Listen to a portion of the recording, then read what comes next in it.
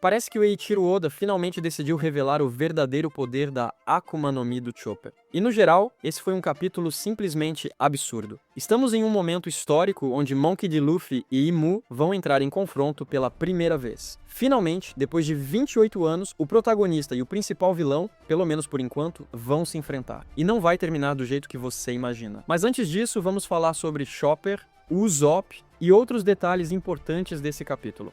A história começa com Roronoa Zoro e os gigantes destruindo os gigantes invertidos, usando novos ataques. E é muito interessante ver que o homem mais forte dos mares de 300 anos atrás ficou impressionado com o poder do Zoro. Sinceramente, eu nem lembro mais a última vez que o Zoro realmente teve dificuldade contra um oponente. Até mesmo Rob Lucci, o agente mais forte da CP0, foi um adversário relativamente fácil para ele. E para falar a real, por mais estranho que isso pareça, o Zoro ainda é subestimado. Ele não é só o braço direito de um Yonkou. Ele já ultrapassou níveis como o do Katakuri ou do King. Hoje, dá pra comparar ele com Ben Beckman e outros personagens de alto nível. Assim como o Zoro, Sanji também ficou muito mais forte. Vimos que Sanji, Franky e Jinbe derrotaram Killingham separando as partes do corpo dele, cabeça, pernas e tronco, impedindo a regeneração. Isso me lembrou muito o Raiden. Se os Cavaleiros Sagrados acabarem como o Raiden, eu não vou reclamar. Eles são praticamente imortais e destruíram a vida de todo mundo que cruzou o caminho deles. Um aprisionamento eterno, igual ao do Raiden, seria um destino perfeito.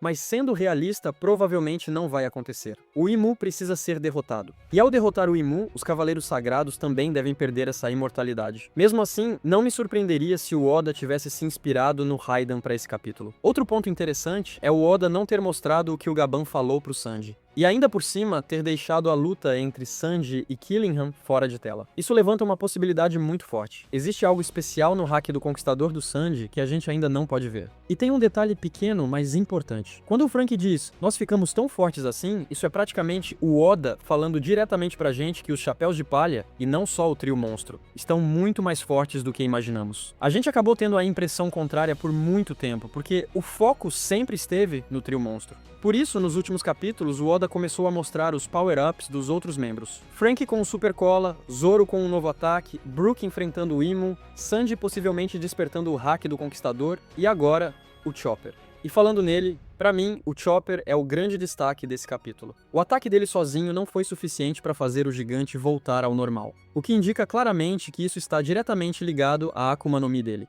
Finalmente estamos recebendo pistas reais sobre essa fruta. Durante muito tempo, existiram várias teorias sobre por que a Akuma no Mi do Chopper seria especial, mas nunca tivemos uma dica direta do Oda até agora. E agora isso ficou praticamente inegável. Esse capítulo pode até explicar porque o Marshal J. Teach foi até a Ilha Drum. Também explicaria porque o Teach queria o Gekko Moria, e até porque o governo mundial ordenou que Don Quixote do Flamingo eliminasse o Moria. Pensa comigo, disseram que queriam matar o Moria porque ele era fraco demais para ser um Shichibukai, mas isso não faz sentido nenhum. O próprio Doflamingo e o Crocodile foram enviados para Impel Down, mesmo tendo abusado do cargo por muito tempo. Então por que especificamente o Doflamingo foi escolhido para executar essa ordem? Por que não um almirante? Ou até outro Shichibukai como o Kuma, que já era praticamente um ciborgue sem vontade própria? A resposta é simples. O Doflamingo é um dragão celestial. Ele conhece o segredo do tesouro nacional de Mary Joyce. E muito provavelmente sabe da existência do Imu também. Caso contrário, como ele saberia que as ordens vinham de alguém acima do Sengoku? Nem o Imu, nem os Gorosei iriam falar diretamente com ele. O Doflamingo simplesmente entendeu o perigo dos poderes do Moria para o governo mundial e conectou tudo.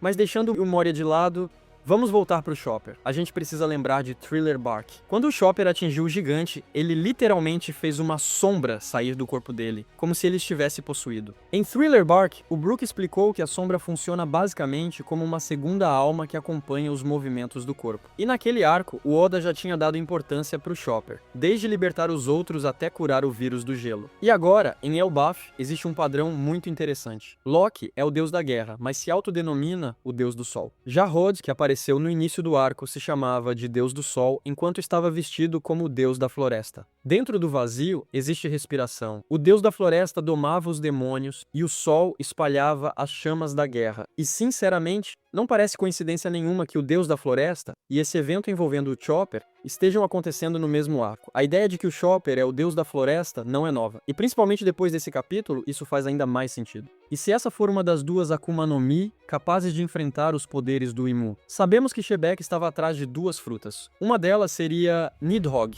em Elbaf. um lugar conectado ao deus do sol Nika, e que provavelmente já foi conhecido como o deus da terra. Vimos como Loki conseguiu anular o efeito de um contrato em seu pai, Harold, e talvez o motivo de seu filho, Marshall D. Teach, ter atacado o reino de Drum tenha sido justamente para obter a outra fruta, a do deus da floresta. Com essa fruta, vimos o Chopper conseguindo salvar alguém do Dome Reverse, ou seja, uma fruta anula contratos e a outra anula o Dome Reverse, que são até agora duas das habilidades mais absurdas que o Imo demonstrou. Existe uma grande possibilidade de que essa fruta seja capaz de curar absolutamente tudo, e que o Dome Reverse funcione como uma espécie de doença. A Akuma no Mi que o Chopper comeu pode estar diretamente ligada ao rumor dos moradores da ilha Drum, de que um certo tipo de cogumelo poderia criar um remédio milagroso capaz de curar qualquer doença. Isso explicaria por que o Teach foi até lá atrás dessa fruta. E é assim que o Chopper finalmente realizaria o seu sonho. Ou talvez seja o contrário. Talvez a fruta do deus da floresta tenha escolhido o Chopper.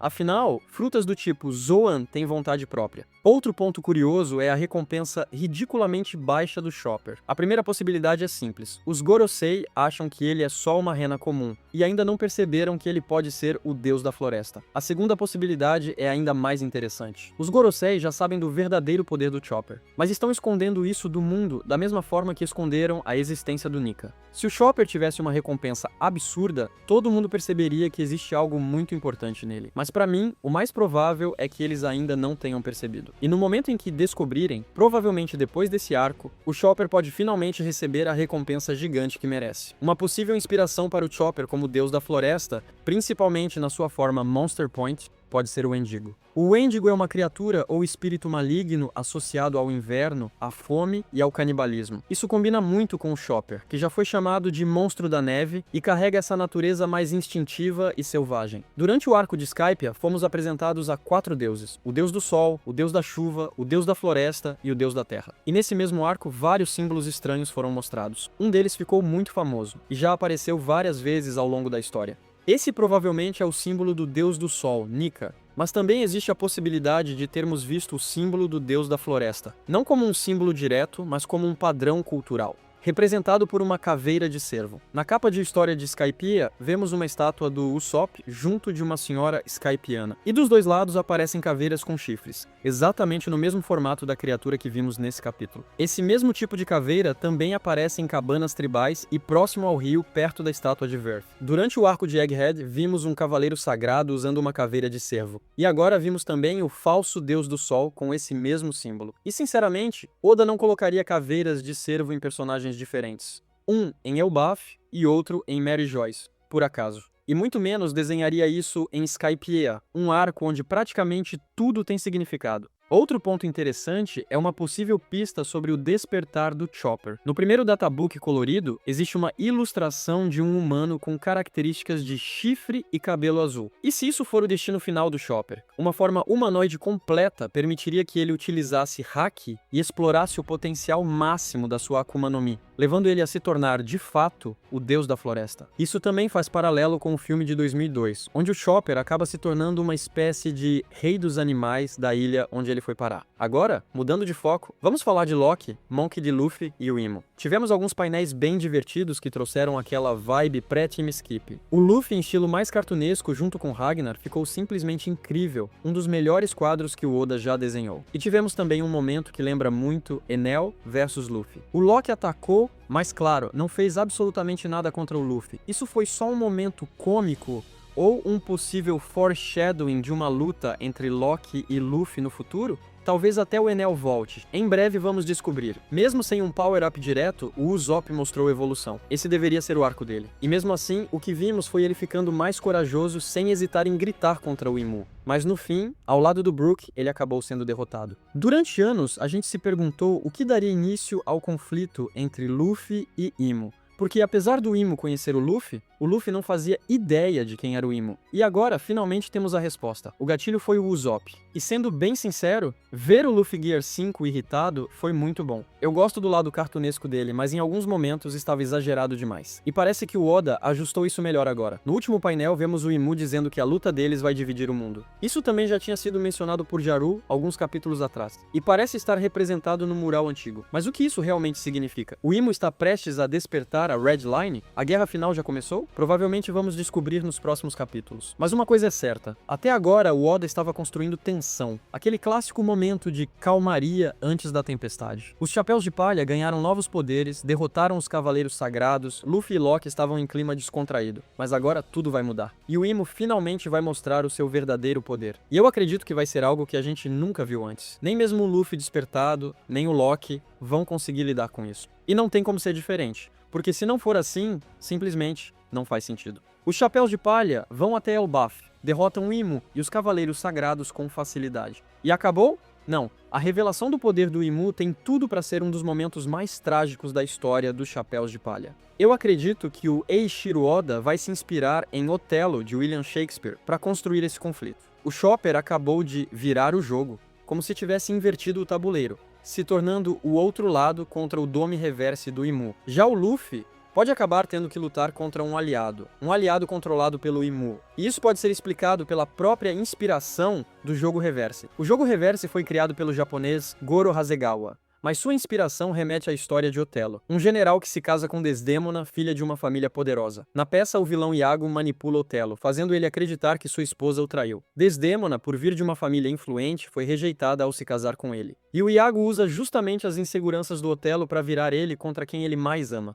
Aqui, o Imo seria o Iago, usando o Dome Reverse, uma combinação de possessão com apagamento de memória. Mas o mais importante, esse poder não é só sobre controlar alguém, é sobre fazer com que os outros acreditem que aquela pessoa os traiu. E se isso foi exatamente o que aconteceu no Século Perdido? E se Joy Boy caiu nessa armadilha do Imo? Assim como o Brook odeia alguém sem saber toda a verdade do passado, isso também pode acontecer com o Luffy. E tem um detalhe curioso, entre todos os filmes de One Piece, tanto Strong World quanto o filme Red, usam elementos que lembram esse tipo de jogo e narrativa. Histórias onde personagens aparentemente traem o Luffy. E nesse capítulo, enquanto falava com o Usopp, o Imo disse algo muito importante. Um governante dominante nunca suja as próprias mãos. Ou seja, ele faz os outros lutarem por ele. Por isso, eu acredito que o Imo vai fazer os próprios Chapéus de Palha lutarem entre si. Alguém vai ser afetado pelo Dome Reverse. Pode ser alguém da tripulação, ou até mesmo o Loki. E é aí que o Chopper entra. Ele vai ser a chave, usando sua Akuma no Mi, salvando quem foi controlado. E nesse momento, o Imo finalmente reconheceria ele como o deus da floresta. Até agora temos o deus do sol, o deus da terra, o deus da floresta,